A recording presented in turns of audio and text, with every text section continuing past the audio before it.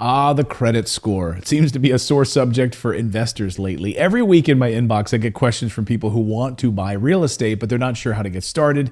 And if you feel like your credit score holds you back from reaching your financial goals, then this video is for you. What the heck is a credit score anyway? Let's give a quick definition about it. A credit score is a 3-digit number that helps lenders predict how likely a borrower is to pay back a loan. That's all it is. It's just like a stamp on your body.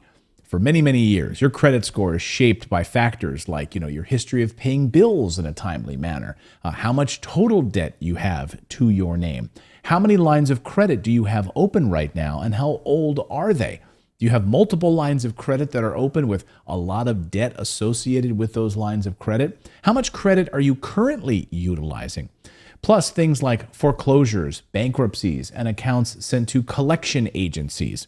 There are multiple criteria used by different companies to compile your score. So while you might think your credit score is a certain number, it can actually vary based on the scoring system itself, and each system is different. A credit score is only important in the sense that it's a piece of your financial snapshot. That's really it. But so many people tie their own self-worth to a credit score, and it really can be debilitating for so many people. They think of themselves as that number, and they think of their self-worth tied to that number.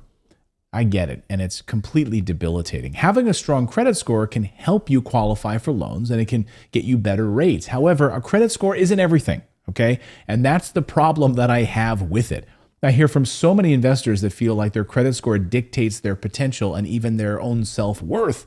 If you feel like your credit score defines you, let me encourage you to challenge that limiting belief. We have to start untangling this twisted mindset that companies like FICO get to dictate our potential in our life. Other countries don't use a credit score in this way at all. So the United States is unique in this credit score philosophy. Credit scores were invented, and many other countries don't use them at all. I can tell you this firsthand. People are like, what is a credit score when I talk to them in Europe? They don't even understand what it is. It's unbelievable. I want to remind you that some of the most successful investors I know started with crappy credit scores. And I've been there too. Mine was in the 500s when I started investing.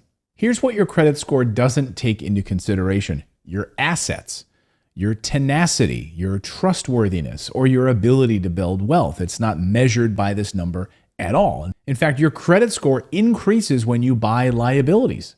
Why is that? And when you pay down those liabilities and you repeat it. So the whole system is founded on the idea of like buying items that are liabilities. That's how we are rewarding people with this system. That's how bunk this system is.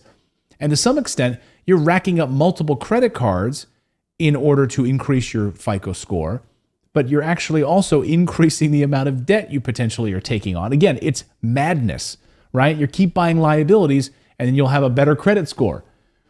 This is how this system works. Have you ever thought about how credit scores are marketed? Think about this.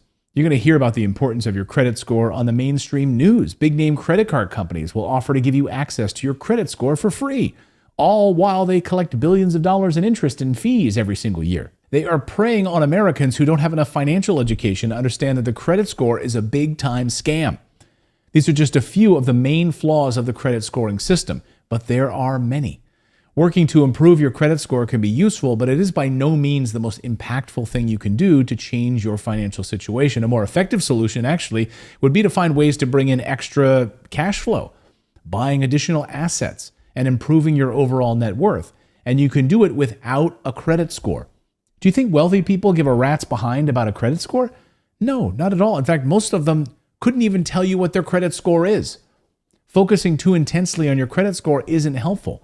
If this is what you've been doing, then you're playing the wrong game, guys. Please focus instead on financial education and financial freedom. Now, if you're interested in investing in real estate, but your credit score is holding you back, well, guess what? You're in good company. The good news is there are multiple ways to start investing that don't require a certain credit score. If you're interested in learning more about that, check out this video. It's called Creative Financing Secrets for Buying Real Estate That the Big Banks Won't Tell You About. That's our next video. I want you to check it out, and you'll be off to the races. Forget the credit score. Start building passive income. We'll see you next time, everyone.